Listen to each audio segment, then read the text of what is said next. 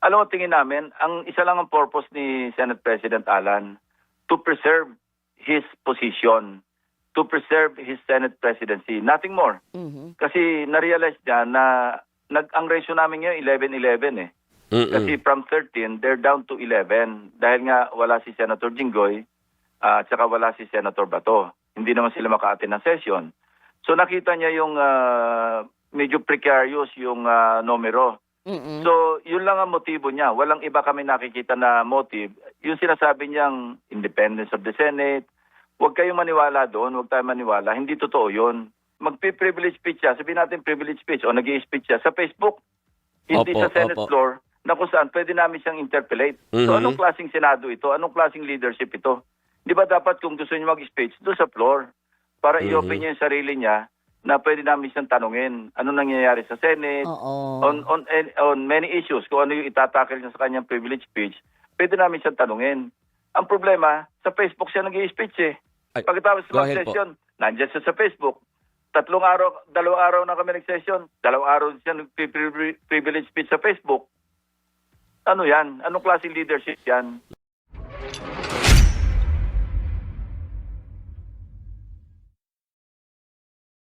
Buong sambayanan ay naghihintay na naman po sa susunod na kabanata dito sa Senado. Ano po ba ang maaasahan namin? At gusto ko malaman, meron ba mga papasok? May absent na naman? O baka meron na namang mabigwasan? Alin ang una mong gusto kong sagutin? May Tulog papasok muna. po. Sunod-sunod eh, no? Una-una, yung tulog. Pangatlong araw na ngayon na hindi maganda yung gising. Ala. Pangalawa, nandun pa rin, tutuloy pa rin kami dahil mandato namin yun eh, na mag-session. Opo. Mag-attend ng session dahil hindi naman nasususpend ang session. Hindi lang nag-attend yung counterpart namin sa majority block. Pangatlo, tingnan natin kung ano mangyayari ngayong araw. Ano? Kasi hindi kami makagawa ng aksyon kasi nga, 11 lang kami. So, magkakaroon ng question sa quorum. So, inaasahan namin na sana man lang mayroong mag-attend na 2 o 3. Pero mukhang, alam mo, balita namin sa base na rin sa mga staff to staff mga conversations, staff nila, staff namin, na meron sa kasama namin sa majority block na medyo ligaw. Hindi nila alam na hindi officially suspended ang session. Kasi nag-a-announce lang si Senate President Alan na sinasabi niya suspended ang session pero walang official na announcement. So yung secretariat, kung napapansin ninyo, nandun sila kasi tinanong namin sila kahapon. Opo. Dahil mabalita kami na nagpalabas ng notice si Senator Alan na suspended. So tinatanong namin, kasi hanapan namin ng basihan, bakit sinususpend? Ang sagot naman ng secretariat kahapon sa amin, wala namang notice sa kanila, kaya sila naandun. Katunayan, kinumen nga namin sila, pinasalamatan namin sila na for being professional, dahil in spite na, siyempre, ang boss nila ngayon, si Senate President Alan, pero andyan pa rin sila at matyagan naghihintay kung may darating o may mapoform na quorum. So, even si Secretary Joel, parang specially mentioned ko siya na Attorney Joel, maraming salamat dahil alam namin ipit siya eh. Pero just the same, he has remained to be professional for the past 2 days na nandyan siya. Kahit siguro utusan sila na isususpend o hindi darating yung majority. So, yun ang gusto namin linawin. Na sa mga kasama namin sa majority block na kailangan po mag-attend sila, parang ma-appeal kami sa kanila, sense of duty, magpunta sila kasi hindi po suspended ang session. Sinasabihin lang sila ni Senate President na suspended. Opo. Senator, paano po halimbawa kung ang 11 na minority present ulit mamaya, may dumating from the majority, sabihin na natin na 2. Ayan. So, 11 plus 2, 13. Kapag ganyan po, pwede po ba kayo at wala, sabihin na natin halimbawa lang, wala ang Senate President, pwede pa rin po ba kayo na mag-start ng session kung walang presiding officer? Pwede. Pwede kami mag-designate ng presiding officer in the absence of the Senate President.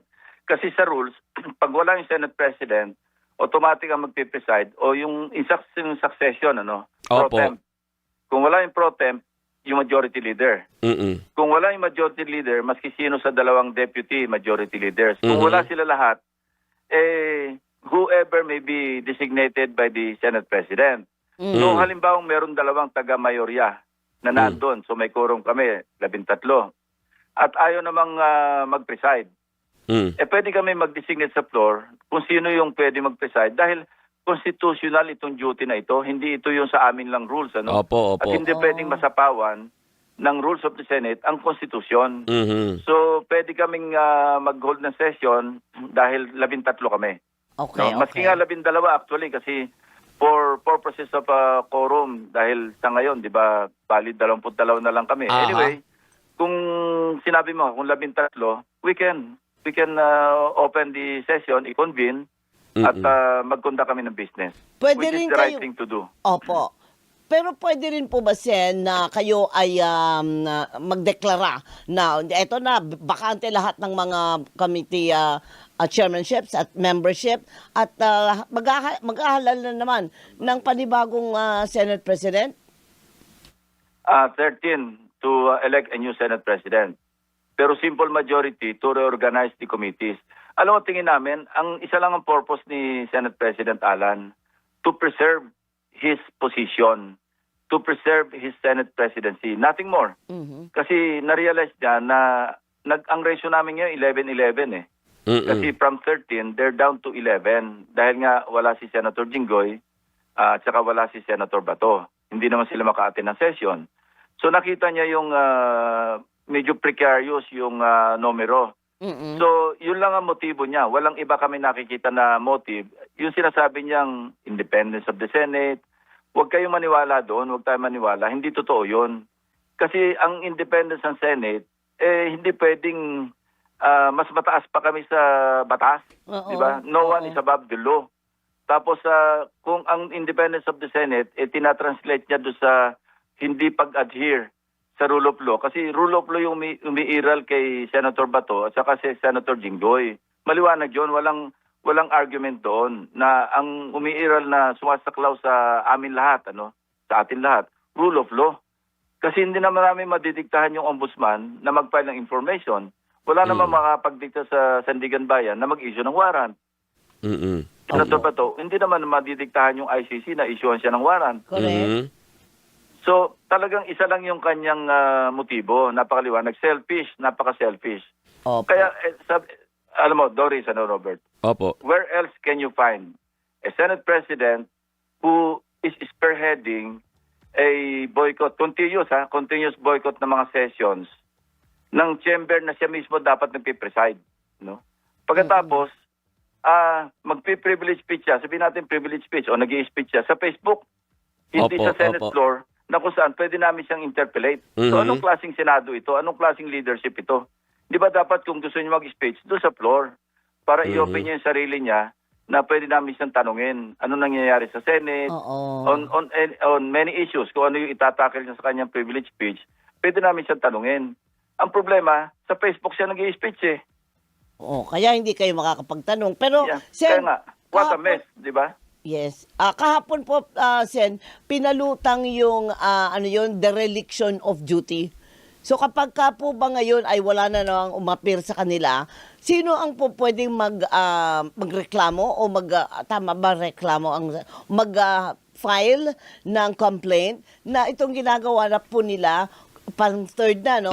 So, pasok na ito sa dereliction of duty? Tama yun. Plain and simple. Talaga dereliction of duty kasi meron kami duty to perform na hindi nila ginagawa. So, alam mo, ang nagbabound sa amin, disciplinary mechanism namin is yung ethics committee. So, any citizen of this country pwede maghain ng reklamo against whoever na merong, sa nakita lang, merong sufficient basis na ireklamo. Tulad dito, maliwanag. At saka, alam mo, hindi lang ito biro-birong offense, dahil dereliction of duty. Alam mo, nag-take kami ng oath, di ba? Para bang i-perform namin in accordance with the Constitution and existing laws. Mag-perform ng duty pero hindi ginagawa. So, alam mo, nananawagan na lang kami sa mga ibang kasamahan namin sa majority block kasi baka ligaw sila, tulad ng sinabi ko kanina, na sa instruction ni Senate President na suspend, kasi ganun ang umabot sa amin kahapon eh. May instruction ng Senate President na suspended ang session. Pero hindi niya magawang official. No? Opo. Nikki, hindi niya magawang official. Gawin niya yung official notice na sinuspend niya yung session. Ayaw niyang i-document. Sinasabihan niya lang yung mga staff ng mga senador, suspended yung session. Pero ang totoo, hindi suspended. Kaya nga kami nandun, wala kami notice dapat meron din kami notice na suspended. So hindi niya magawa yon kasi i-document niya yung kanyang kasalanan. Opo. Senator, Tapos, pagkatapos go ahead po. mag-session, nandiyan siya sa Facebook. 2 araw na kami nag-session. 2 araw siya nag-privilege speech sa Facebook. Ano yan? Anong klaseng leadership yan? Opo. Senator, dun sa Facebook niya, ang sinasabi lang naman niya, kaya lang daw walang quorum kasi nga para daw matuloy yung hearing bukas ng Blue Ribbon sa flood control. Meron po ba talagang attempt coming from the minority na pigilan, wag matuloy itong pagdidig na ito? Kahit after your press con kahapon, yun pa rin po yung binanggit niya nung nag-Facebook Live ulit siya na sabi bakit si Senator Panfilo Lacson kinu-question yung composition ng minority sa Blue Ribbon samantalang yung ibang committee na nag-hearing, hindi naman nila kinu-question yung composition ng minority doon. Bakit? What is special with the Blue Ribbon? Robert, hindi ko kinu-question. Sumulat ako sa kanya, kinaklarify ko kasi nakita ko yung pangalan ko sa notice Opo. na merong hearing. Automatically, ginawa nila akong miyembro. Hindi pa ako sigurado, hindi pa ako nakadecide kung gusto ko mag-member ng Blue Ribbon Committee. Ba't niya ako isasama doon? So, sumulat ako sa kanya, copy-furnish yung chairperson, si Senator Pia, pati si Senator Marcoleta, dahil siya yung designated na subcommittee chair. Opo. So, hindi ko kinu-question, kina-clarify ko lang, bakit nasama ang pangalan ko rito, wala pa naman akong sinasabing intention na gusto ko mag-member ng Blue Ribbon Committee. Pangalawa, hindi pa nga kami nagsasabit, hindi pa kami nag-uusap-usap sa minority kung sino yung isasabit namin pangalan na mag-member. So hindi ko kinu-question. Again, prevaricating siya. Minamali niya yung interpretation. Ang sulat ko sa kanya, maliwanag, please clarify kung bakit ang pangalan ko nakalagay as member. Hindi ko kinu-question, much less, hindi ko kinu-question na mag-hearing sila. For all we care, mag-hearing sila kung gusto nila, maski illegal. That's infirm, legally infirm because hindi pa nga fully constituted ang Blue Ribbon Committee. Wala pang designated representatives ang minority bloc. Opo. So paano ka magpapadala ng notice? Kung gusto niya, mag-hearing sila, huwag niya kami involved na pinadalan kami ng notice kasi wala pa kaming sinasabit ng miyembro. Katulad ng mga ibang committees, hindi lang Blue Ribbon. Mga ibang committees, wala pa rin kaming membership kasi nga, nawala ng session Opo. Tama po. Kaya mali yun, nagsisinungaling siya, plain and simple. Na kinu-question namin, wala nagko-question. Maski legally infirm, and not in accordance with the rules. Ang pagtawag nila ng subcommittee, dahil yung subcommittee, yan sa plenaryo yan na dinidecide na mag-perform ng subcommittee. Hindi rin na-approve sa plenary. Hindi pa naman approve yun. So, maski yun, merong, sabi ko nga, hindi legal. Wala nagko-question, ituloy nila kung gusto nila. Ano bang kinakatakot namin para ituloy niya yung hearing? Sila magmumukhang tanga doon kasi mali yung ginagawa nila, hindi kami. Ulitin ko, nag-clarify lang ako sa sulat ko, hindi ko kinu-question. Nagsisik lang ako ng clarification. Ba't yung sinama pangalan ko dyan? Una-una, wala nga ako intention na mag-membro Ayaw nyo na, Sen, ng Blue Ribbon? Sa ngayon, yun ang nagsabi na ako kay Senate President dyan. Na dati sabi ko, kung sakali magkaroon ng reorganization, parang ayoko nang maging member ng Blue Ribbon Committee. Pero wala akong desisyon. Kasi, alam mo, collegial yan Kung mapagkasundo namin sa minority, hindi, ito yung mga representatives natin. Baka pwedeng, baka pwedeng pag-usapan nila ako na dati akong chairman, baka pwedeng mag-member. So, ang sinasabi ko lang, as of now, kung ako lang masusunod, ayoko mag-membro. Pero kasi marami members yan 17 ang members dyan Opo. Plus yung mga ex-officio. Ex-officio. So sa 17, pag hinati mo yung 17, malamang yan, 9 and 8 yan. 8 sa minorya, 9 sa majority. Kasi very slim ang margin ng namin ng difference ng numero So sa 7, kung halimbawa pakiusapan ako ng mga kasama ko, baka naman pwedeng i-reconsider yung decision. hindi ko masagot pa sa ngayon na talaga absolutely or finally ayoko. Kasi collegial kami, gagalang ko rin yung opinion ng aking mga kasama sa minority. Ayun. So wag niyang sabihin na wag niyang ilagay yung pangalan ko doon kasi wala akong desisyon kung gusto ko magmiyembro o hindi. Opo, Yun ang kabastusan. Ba't Opo. nyo isasama yung pangalan ko doon? Opo, Hindi naman ako member. Oo. Oo, parang lahat po ata ng minority senators nilagay yung name doon. Kasi ganyan partner, ba? di ba, Sen, Hindi, ang pito stand... lang kami. Actually, pito. pito plus yung Pito. minority leader. So, bali 8. Bali 8 Oo. from the minority. Siya na Eleven isa namili. kami. So, dalawa sa amin, hindi magiging miyembro.